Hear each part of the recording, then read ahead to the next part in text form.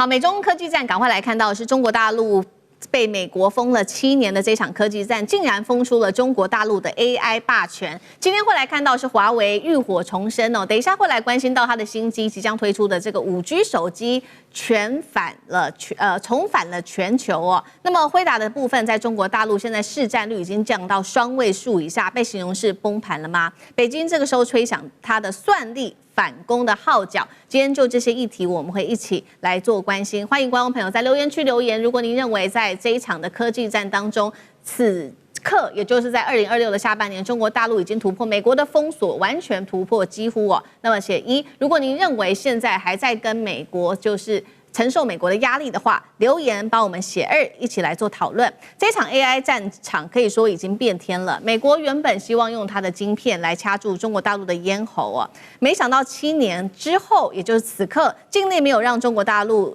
這個停下腳步。現在我們看到的事情是華為正式的崛起，輝達也失守中國。來看到 AI 版圖重新洗牌。大家知道說，在近期美國封殺 H100，還有限制包括了部分的 H200出口中國大陸，甚至祭出了白名單制度之後，到底害的是誰呢？因為我們來看到來自於《經濟學人》特別做的統計哦，是不是現在受害者反而是輝達啊？AI 的晶片市占率已經從當時在中國大陸有這麼高達95%的市占，現在竟然只剩下8%了。輝達執行長黃仁勳這麼說，他說輝達的先進 AI 晶片在中國市占率可以說是一度已經掉到幾乎為0了，幾乎都沒有了。那另外一部分，那搶下的市占的就是中國大陸的華為，尤其是它的昇騰晶片已經搶下了超過50%的一個市占。這個是就晶片的部分，但是呢，我們知道科技戰現在最重要的關鍵就是在於 AI 了，尤其是算力的部分，現在非常的重要。華為在2026年，我們今天要來看到是推出的新一代 AI 超級算力的集群，這個是 Atlas 950。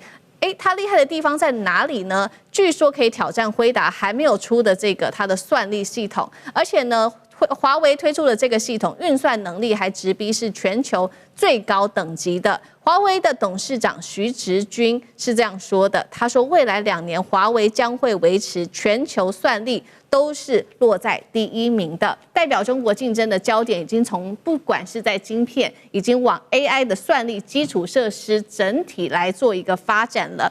華為的 AI 算力超車輝達嗎？可不可以這樣說？等一下請教賴老師。再來就是美國的晶片封鎖了中國大陸7年，最後為什麼還看到 AI 算力中國大陸有機會成為全球第1？老師怎麼看？這個就是各個科學家啊，還有就是所有的業者都告訴美國的總統川普啊，說封鎖是錯誤的戰略。你必須要合作的方式啊，因為最主要的是因為中國的科學家跟工程師，第一個聰明，第二個他們勤奮，第三個國家政策支持他們。那擁有這3個特點的話，他們不屈服，他們不會投降，他們只會越做越好，只會在你想不到的時間內完成他們所達到他們所預定的目標。最後證明中國大陸做到了，也證明了他們的預測是正確的。也證明了這個川普是錯誤的，所以川普害死自己國內的產業，川普害死英偉達，川普也害死了他們美國的這些科技產業。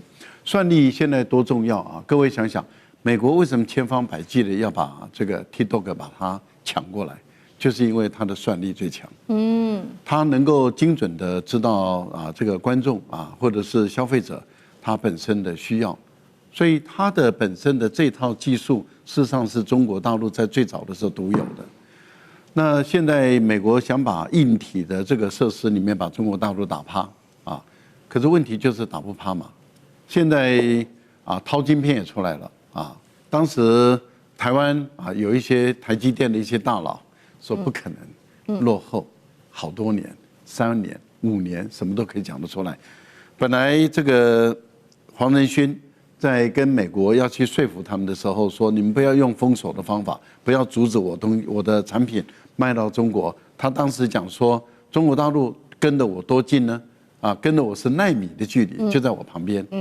然後後來美國還是決定封鎖了以後，然後他們又講說，那中國的算力離你的英偉達或者這個陶定理離你英偉達多遠呢？他說遠得很了。你看，同樣的概念2套說法，那到底他今日的過去的黃仁勳正確，還是後來的黃仁勳正確？不知道。後來有人說，那黃仁勳是不是沒有把這個陶定理讀完？怎麼可能？如此聰明的人，怎麼可能沒有讀通？怎麼可能沒有讀清楚？結果陶晶片出來了。陶晶片出來也證明了，因為科學的東西你沒有辦法不受檢證的。當它出來了以後，很多人馬上一猜以後發現它就是這麼的強大。現在阿特拉斯也出來了，他也告訴你說我就是在，你拆開來看看。可是問題就在於，英偉達的還沒出來啊，就是輝達的還沒出來，而中國大陸已經出來了。而出來了以後，我就告訴你，我領先你2年。等你出來以後，我們再來驗證看看，因為它新的東西在後面也要出來了。換言之，也就是說，這是一場大競賽。可是現在的情況已經證明了一件事情，就是中國可以在這個競賽中贏，而現在不只是在中國的市場，中國贏了，我們也在這個節目中多次的跟觀眾朋友有預測過，就是說中國一旦做出來了以後，那就不只是在中國的市場內一較長短，而是在全世界的市場一較長短了。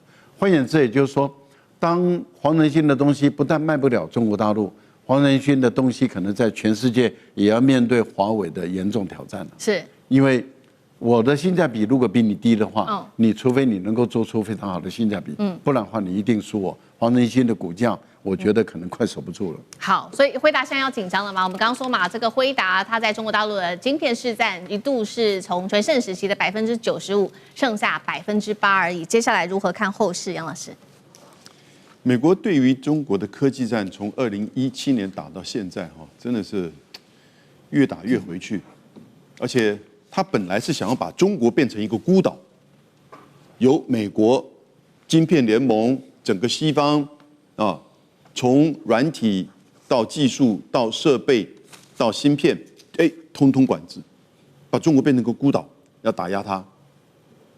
結果現在孤島在哪裡？現在孤島在美國，所以真正的孤島化其實是美國。我怎麼說呢？第一個，他在關稅提高變成一個壁壘，就不把自己變成一個孤島。第二個，他現在不准中國大陸依照用中國大陸自己本身发展出來的成熟晶片跟技術所做出來領先全球的電動車、太陽能板、無人機，不准進口到美國。就只有大疆無人機沒辦法，因為大疆無人機已經進去很久，所以他把他自己變成孤島了。那現在在就是芯片的這個發展跟算力的比較上其實我覺得也越接近。而如果當你跟中國大陸的技術跟接近的時候中國大陸擁有規模的經濟，擁有整個供應鏈群聚，然後呢，它內部又這麼捲，然後又有全球南方的市場，你美國根本除了美國之外，現在連西方的市場其實都不需要你美國相關的電動車之類的，因此你就看到華為的這些芯片，現在當然你說跟輝達的 Blackwell B200，也許還有一代的差距，我們不知道。等真正華為出來，我們要再做比較，這是最頂尖的。但是他說實在，跟 H100已經超越 H200呢 ？H200根本其實中國大陸是願意開放買，那是因為自己本身現在供應不足，所以乾脆用你。為什麼？他願意讓你賣的時候，表示他已經不怕你的這個衝擊了。因為我自己的本身技術上已經超越你，只是現在是產能不足，所以呢，先用你的東西。所以是不是個 Blackwell B200還跟華為是有一代差距？我們要等待。那至於輝達還有另外一個東西，真正的護城河是叫 CUDA，就它那個整個軟體這個生態。但是華為的 CAN，事實上我覺得可能也接近。現在問題就是說，可能在手機裡面的鴻蒙系統，畢竟使用人數相對是較少，但這也不是針對你輝達了，這是整個 Google 系統。所以其實我是覺得這個還很快已經發現到，當美國跟西方想要把中國給孤島化、打壓它、進行科技戰的時候，結果你看10年下來，孤島的是美國，那變成自己本身要守住自己的優勢，而優勢真的也是不多了。好。那另外一方面，除了這場中科技戰涉及到晶片之外，我們也看到實體手機的部分。過去大家還記得嗎？2019年當時呢，這個美國禁華為哦，當時禁的東西不知道大家還記不記得，包括針對4G 啊、5G 啊各種的零件等等的技術都禁止給中國大陸。那其實短短的幾年之內，當時的華為確實是一度幾乎撤出了海外的市場哦，全球市占從第2一路跌到谷底。但是我們今天要來關心，就在此刻。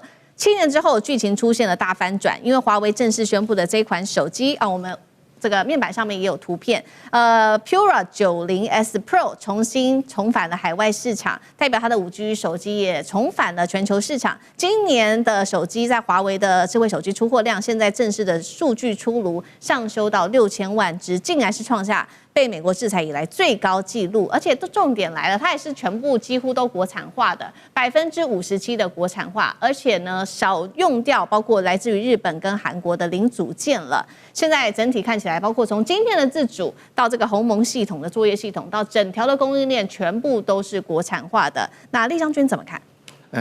今年出來這個華為的這款新的手機 Pura 90S 的話，它其實分為2種版本。分為 Pro 版跟 Max 版那它搭配的是它的鴻蒙 OS 作業系統，就是 6.0.0.125 这個版本來講的話，可以說是正式的重回到國際市場，包括它的手機啊，包括它的作業系統都重回到國際市場。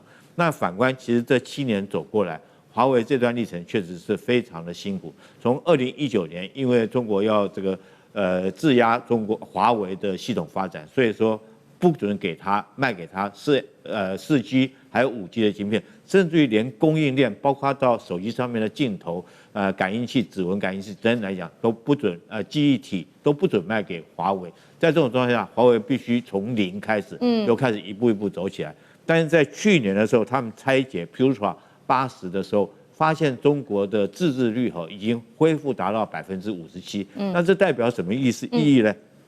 其實，在2020年的時候，他們拆解的時候，才發現拆解的那款手機是 Mate 60，才發現說它那個自製率是19%。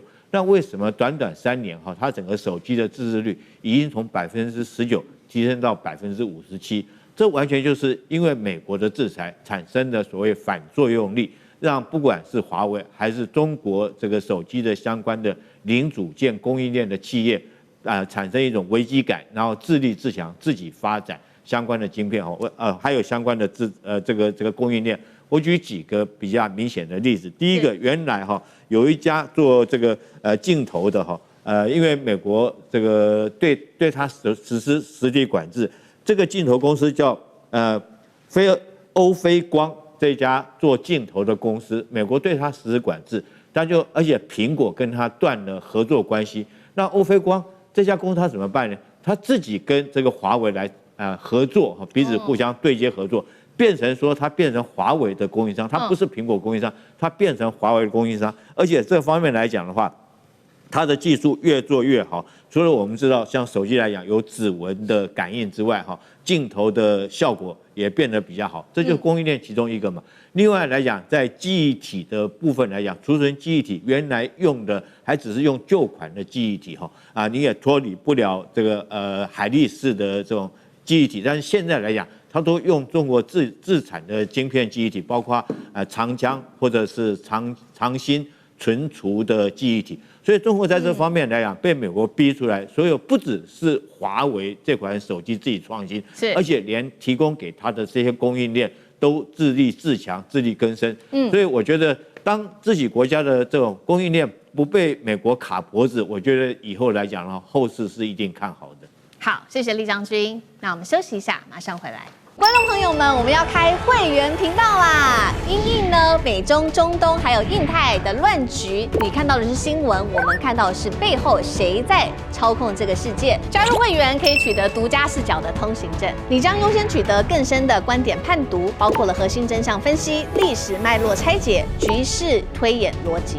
同時解鎖會員勳章、優先互動權、問題解析、幕後花絮，支持我們制作高品質的影片。點擊下方的加入鍵，一起成為戰友吧！我們會員頻道見。